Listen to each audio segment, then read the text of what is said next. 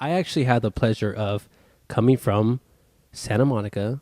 I flew out to New York City, and Tori's like, Adam, you have to go to my stand-up in Brooklyn. And I'm like, oh, really? She's like, yes, you need to go.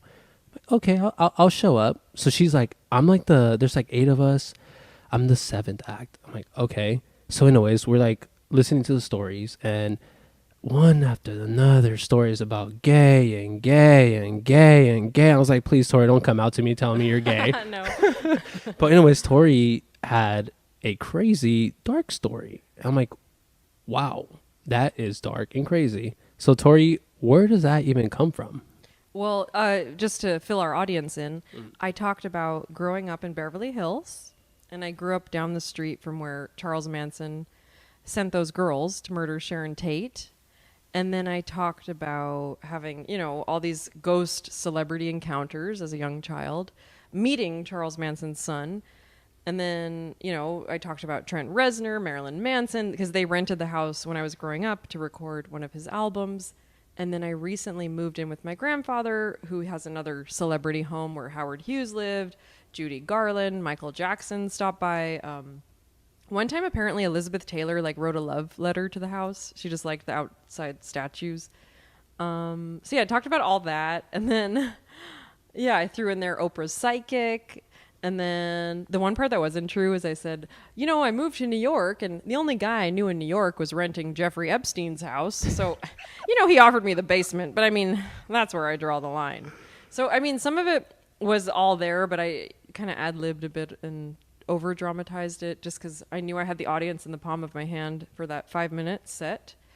And thank you for being there. Of course, yeah, and it was just funny because everyone's like, of course, you're like, I'm from Beverly Hills. They're like, of course, she's going to see celebrities, and it's about celebrities. And you go with that story. You talk about celebrities. Well, I said I'm from Beverly Hills, but I don't know if I said this part where I go, well, I'm Torie. I'm from Beverly Hills, but not champagne wishes and caviar dreams, not the Real Housewives, not 90210.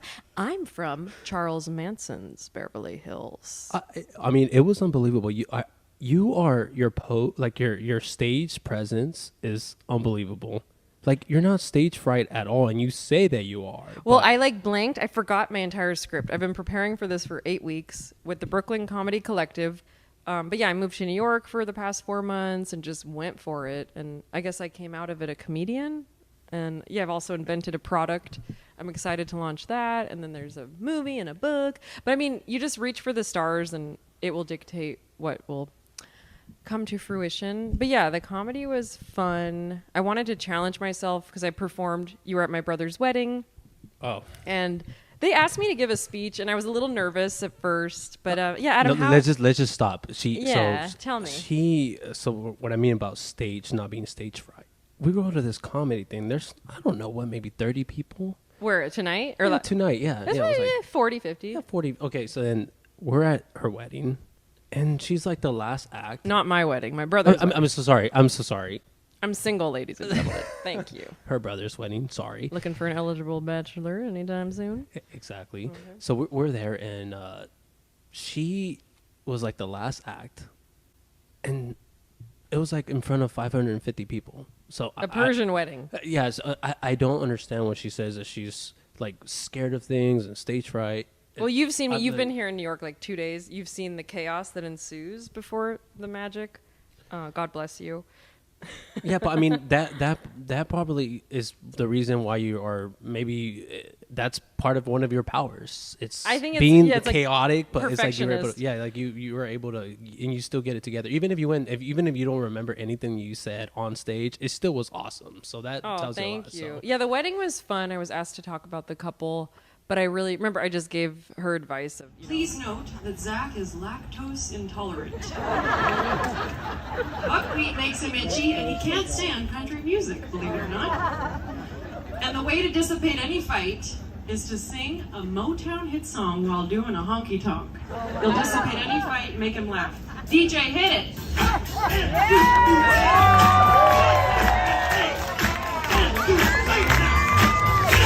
What inspired you to go on the path that you're in right now? You're doing art, you're doing comedy. It was either this or psychotic breakdown, so I chose the former. But maybe explain to people that Why do people do comedy? Why? Oh, people do comedy, in my belief.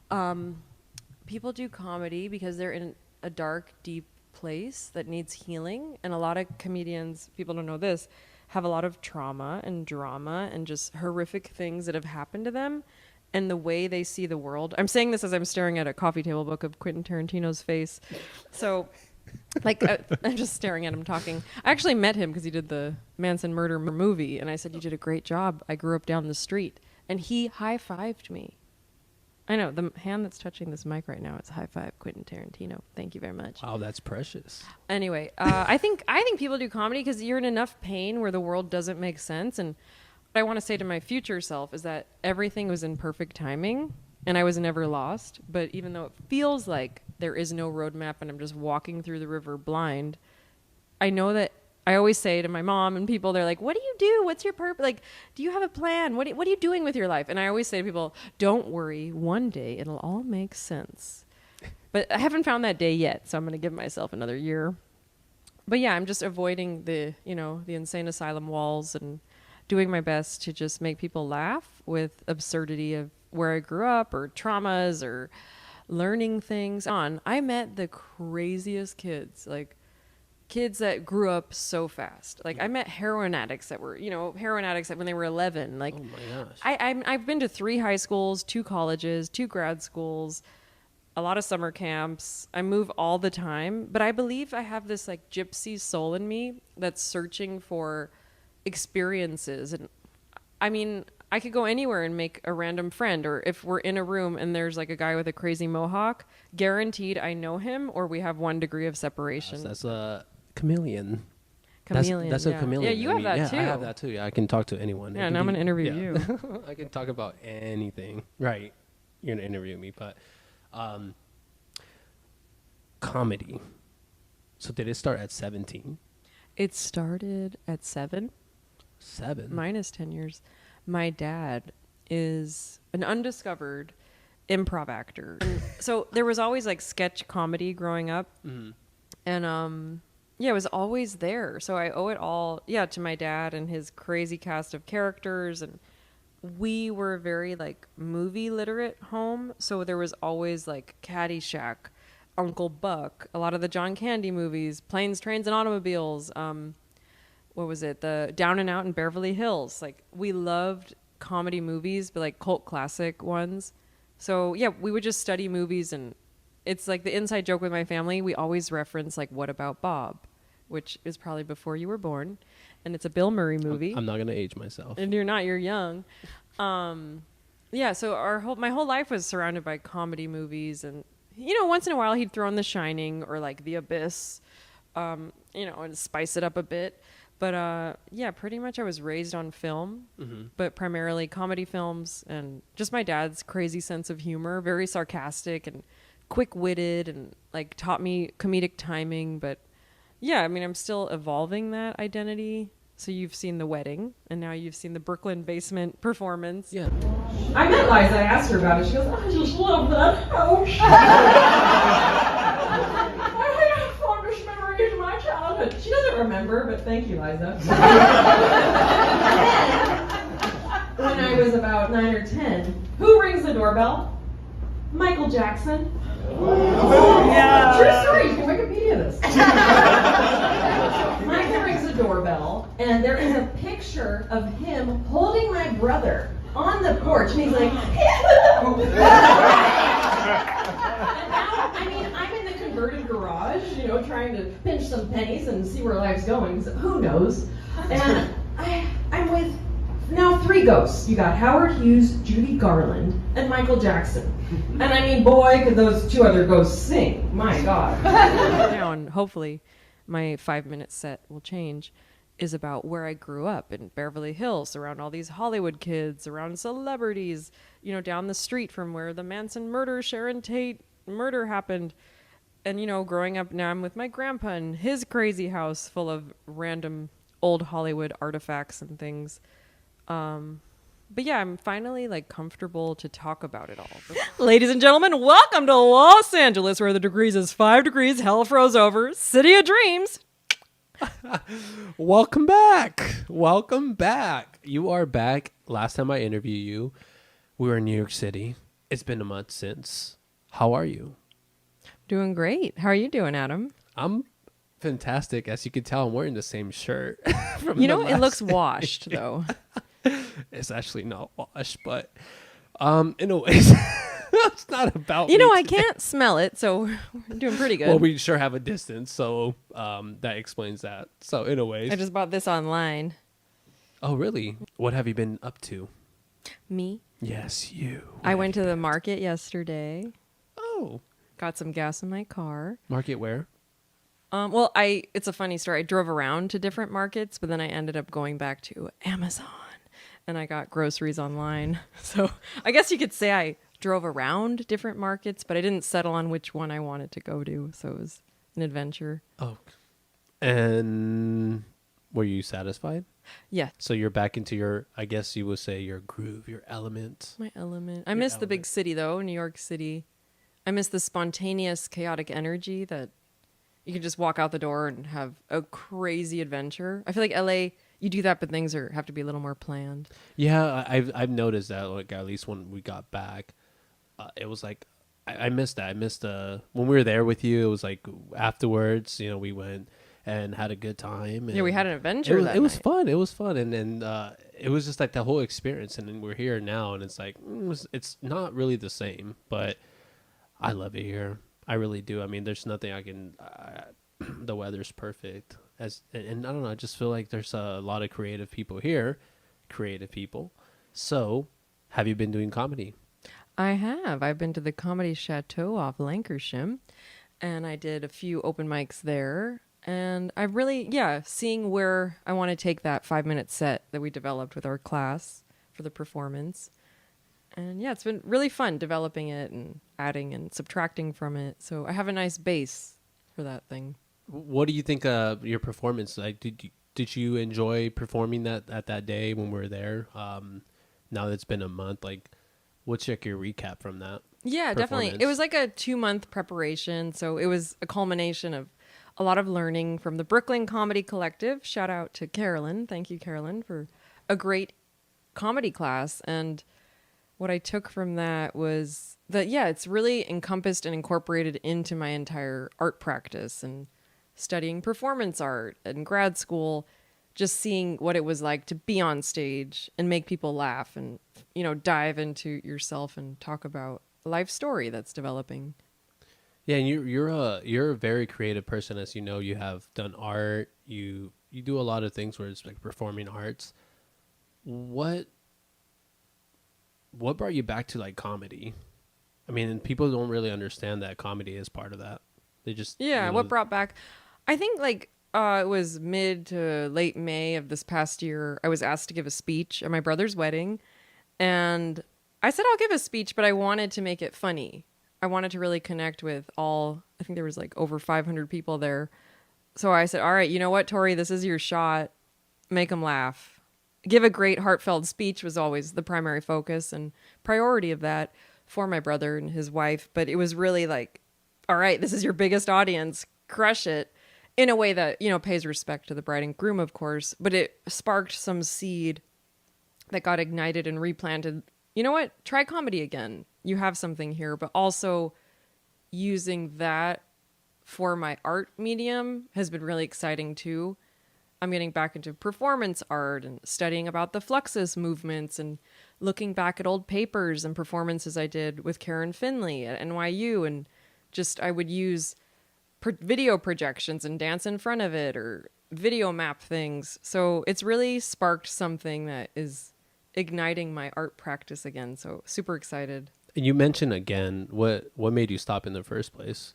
I don't know. I think I've just focused on photography and other mediums or watercolors. Like I kind of have different series that I come back to. So my focus just goes there for a brief moment, how different artists have, the blue period. This is more just like the comedy period and then going back into performance art. So I feel comedy's bringing me back to where I started as an artist. And what do you think there's like an end goal for any of these? Like you're taking these paths and a lot of people would say like, oh, whatever, like wearing multiple hats. They're like, oh, I'm in this path, and then you stop, and then you go back in that path. Like, what's your end goal in all these? My end goal, just to Yeah. die old. End goal, I'm not really sure. Just to keep pushing and keep doing no matter what. Always be in action with my art practice and not judge it, and just know every day do one or two things that'll get you to that quote unquote goal. But yeah, my end goal is to really have this interdisciplinary, multi-layered, multi-leveled art practice where I can wear many hats, but it's all part of this cosmology. So I know people like want an end goal and like get there, get rich quick scheme. But for me, it's just about being who I want to be that day, but knowing it's all part of the larger picture. Even if I can't see it that moment or that day, it feels like kind of lost, but I know it's all there. I do like that there's like an end goal, it's there, you see it. But what will you give to someone that's in that same position that you are there? They're just like you. They just wear multiple hats, and they can't really explain to someone. So like, what do you do for a living? What is your goal? Like, what will you like? For them, it's hard to explain that. They're like, I don't know. I'm a creative. And Yeah, like, I just say I'm an artist. Sometimes I'll pick one of the hats and I just say I'm this or I'm that. I'm who you want me to be that day. But yeah, my advice, is that what you're asking for? Absolutely, yeah. Yeah, advice is to not judge it or put a label on it. And I think in society, like, I don't know, you're at a dinner party and people say, what do? They want to put you in a box so they can be like, okay, maybe I need you for something. Maybe, how do I figure you out? It's nice to be mysterious sometimes. I mean, I feel if you can figure yourself out in those multiple roles, then fine. Like I know you're not just a podcaster. You have so many hats. Mm-hmm. You're a great motivational speaker if you don't even know it yet. You have such a story that I feel for you also, it's like, how do we define ourselves in the confines of society putting us in a box? I don't think we'll ever fit. But yeah, we're just multi-hyphenate, interdisciplinary, multidisciplinary human beings. They call it a polymath. One of my favorites is Leonardo da Vinci. He was an architect. He built things, engineer, inventor, and a painter. So, I think we're all that. I call those people like wicked smart. Wicked smart. Wicked smart. All I mean, right. that's what that sounds like. I mean, Yeah. I did wanted to go into that because I just love people like you that actually have all these multiple hats and they're not just in a category. And I think that's what makes you special, to be able to talk to anyone, because you put yourself in that position too. You're not just like one. I don't know how to explain it for an analogy. Like if it was just like you're a Lamborghini. But Yeah. you're like, no, I can be anything. I can be a Toyota today. You be I a can Transformer. Lamborghini. Yeah. Exactly, Transformer. And you. So we talked about like the performing arts and getting around all that. How far do you want to go with comedy? Because I do love comedy, and you like comedy. You are so funny. Like I know you're very artistic too, which we have one of your paintings. Shout out to you. I know, my collector right here. So you have the one leaving the body. Yeah, I love it too. It always reminds me of you. So yeah, I made a piece that smile. like looks like what I envision what it would look like when you leave your body and die. So you have that. That's dark. Yeah, it's all pink and blues. I And love beautiful. that though. Exactly, it's beautiful colors. It's a beautiful thing to leave your body and whatnot. I mean, we can go. That could be another conversation, but no, but yeah, definitely. Your question is like how do I keep focused with all these? It's like if you absolutely, yeah. It's like how you Yeah. keep focused, because like I have obviously this podcast and then I do my personal work and stuff, and it's like, how do you stay focused? How you stay motivated? Like, when do you stop and step back and focus on other things? I mean, you're a prime example of that, of wearing multiple hats. How can it be definitely. managed? And then sometimes I have to refocus if I'm on a project or starting or building something and the focus is not there exactly, or if I have collaborators. Sometimes it's painful, but you have to stop and take a pause and say, okay, not for now. Let's shelf it. Another day and time. I need to put in my 10,000 hours. And that's a very big pill to swallow, and it's humbling, but it's part of the practice. And sometimes things don't pan out, but there's a lesson for me that was to be learned, and how I can reroute and move forward more efficiently and learn from, if you want to call them mistakes or learning lessons. But yeah, I see myself as like a focused laser beam that shoots into a crystal. And when you shoot it into a crystal, it just shoots everywhere. So when you say, how do I want to bring comedy back?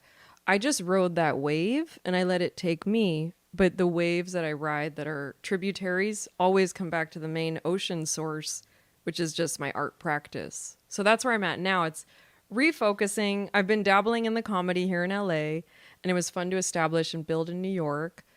But it's bringing me back to my art practice, which is ultimately my end goal, is to be this multidisciplinary, multi-hyphenate artist that can use all these tools. So I was building a muscle with comedy and bring it back to performance art. I created this podcast because at first people would use they'll talk about my story, and they're like, you can be a great influence to a lot of like, young teenagers are going through the same thing you went through, or your childhood, the same trauma, all that stuff.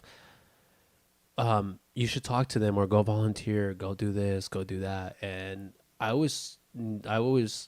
knew that story was like big, and it was really important to spread out and let everyone know. And I was like, at first I was going to write a book about it, and I was writing about it, and it was really hard. And my computer, thank you, Apple, the hard drive died on me, and there was that story. So I'm like, I don't want to do that again. That was really painful, dealing with all that trauma. So then I'm like, what else can I do? So I started volunteering. I started spreading out my words and stuff like that, and being, I guess, a motivational speaker in a way. And you mentioned that. Mm-hmm. But I wanted something bigger. I was like, how many people can touch this story? How many people can I actually touch?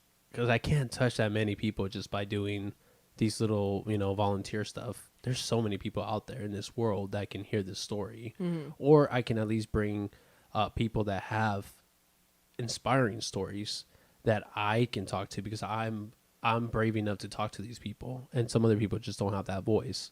So I thought about YouTube. I thought about all these like avenues, and eventually it was like podcasts. I didn't think my voice was any great, so I was like, I don't know. You have a great voice. I was a little afraid of it, but I've never been afraid of taking risks ever. I've always been that way, no matter what. And I'm like, what's practice and getting the equipment and hiring someone to help me. I'm like, this is my way of helping reach as much people as I want to be able to reach, because it's easy to have, and most people have cell phones, and it's just, it's in every platform. So I think this is my way of spreading my word. And and here and there, I share stories about myself, about my trauma, what I've dealt with. Not a lot, but I tend to bring guests that have that similar experience that I have. Mm-hmm. So then I'm asking them questions. So then people are not just looking at me like, oh, I'm tired of Adam talking all the time. They have someone else they can look up to. So that's the whole reason why I started this podcast. Well, thank you. Inspire me. Yeah, to just be yourself and know that, like, if there were traumas that have been overcome, I feel everybody has a version of that story. So thank you for humanizing us and bringing us at a place where we can have our round table talk. We're at a round table. No, and I love it, though. I mean, because it's so for comedy for you, like, you actually brought something back into my attention. I've always wanted to, like, I've always was class clown. I've always wanted to. Yeah, you're funny. We've been to dinners before. Yeah, you make me laugh. I actually wanted to, like, slowly inspire me, or like to get back into that scene, because I was always a shy person to get into, like, because I would think about what people think about me, right? Like, I was a jock. Well, because growing up you had to really survive. I had to, and there's no time for messing around. Like, there's no time to joke about anything, because my life was not a joke. So it was it was scary. It was scary, but now I'm in the stage of my life that this podcast is so important to me. But then I'm starting to realize more things about myself, that maybe I could be in front of the camera. Maybe I could do comedy and just mess around, like, just just try it out. It doesn't hurt to try it, because I've always loved that stuff. I was always so laser focused to get my degree, to be a great inspiration to my siblings. It was just always like a task after a task. I didn't have time for that. I just really didn't. So now that I'm in a stage where I'm a more clear mind, headspace and everything, I'm slowly, like, I love laughing. And I just what I wanted to do with the podcast was make it more, have like two like ways of inspiring people, but also have like some laughter in it. And we're just being funny and laughing, and that's why I'm so grateful that you're a part of this podcast today. Thank you. Because you are a comedian, you're hysterical, and I'm glad you gave that speech with those 550 plus people, because you sure made me laugh. I wasn't feeling great that day. You were my target audience. I was like, I gotta make Adam laugh. Yeah, I was not feeling the greatest, but you definitely made me laugh, and I'm like, I want to have her on my podcast. So thank you again for being part of this podcast and bringing your words of wisdom when it comes to performing arts and understanding, because I struggle with that myself. Yeah, definitely. I think it's what I said in part 1 when I had the dress on after the performance, was that, like yourself, we have these stories that can be very painful, traumatic, like just, childhoods that we all go through and hopefully unscathed, but your story a bit scathed, and you're out of the fire, and now you're learning what to tell other people so they can avoid that situation, is basically to take that pain and transmute it and transform it into a relatable way. And to me, that is comedy. So to make people laugh at a wedding, talk about the moment, the beautiful couple, but also things like if somebody has allergies, or, bring that into the picture to show that we're not perfect human beings, even if we're allergic to peanuts or we've had crazy things happen to us. And your story, I think you'd be an excellent comedian because you've been to such a low place at such a young age that you had to build yourself back up. And that's not only relatable, but inspiring. So I am excited for your stand-up routine that's coming to a stage near you. Do you want to say some jokes, or do we just want to... Jokes? Or do we want to just... I have a new one, but I don't know if it can make the cut. All right, so 1, 2, 3, 4, 5. So I'm in an open relationship, but the only thing open about our relationship are his legs and not with me. And I thought of that one the other day while driving. Oh, your beat up car? Remember that you were talking about you had like a beat up car? I was driving a beater. A beater? She's really fun. It's a good car. What's her name? Well, his name, but... Wait, what? He identifies as... Kenny. The car's name is Kenny. Okay. You got influenced way too much in Brooklyn, but just kidding. So, where were we? We were closing part 2. We are closing. We're closing this, so we're going to close this. It's hot in here. I'm like, it is. We're in a hot room. Oh, my God. We're talking about how I didn't really pursue comedy, but it's all part of my art practice, which I think is hilarious, which it always was anyway. And yeah, I don't know where the road goes, but I can't wait to watch this in a couple years or even a couple months. And I feel like our lives we're riding the wave of just letting it take us and being open. And I think that is the key goal with anything. And also about being, what I want to say is about being persistent and not focusing on the end goal. I think it's important to really focus on what's in front of you and taking those steps. Yeah. And I think you're a prime example of that, where you're not just looking at the end goal. You're really just like, I want to be right in the moment and enjoy the wave. Yeah. And if things happen where circumstances, they're going to happen, like bad things are going to happen, but how to stay laser focused. And even sometimes it's okay to go back to it too. So you have explained that you have done comedy and you've come back to it, and you're just enjoying life. You're riding the wave, and it's okay to be, just wearing multiple hats. That's okay. Yeah, but I think definitely one of those hats will fit and stick, and then you ride that for a couple of years, then go back to other things. So I like putting things on a shelf and coming back to it, dust it off, revisit it. I don't think we can ever be one thing in life. I mean, yeah, if you're a doctor, you're a professional, and that's your profession, or a lawyer, but you can also have hobbies or things or passions. But I feel as an artist, those extra side hobbies and passions will always bleed into your main thing. So like with LAconic, that is iconic, you're always going to have people on here that inspire you, and it could be your outside interests or passions coming in here and becoming this one focused thing. So yeah, that's what I'm doing with comedy. I'm bringing it as a new medium into my art practice.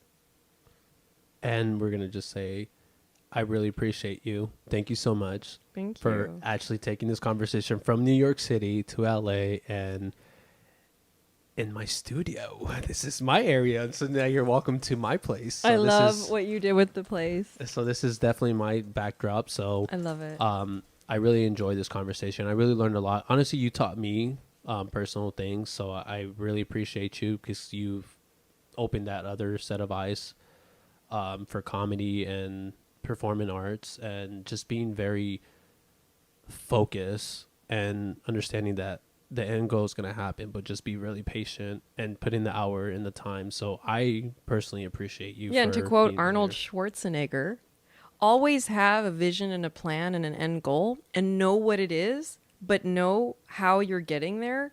Some days it might not look like you're getting there, but you are.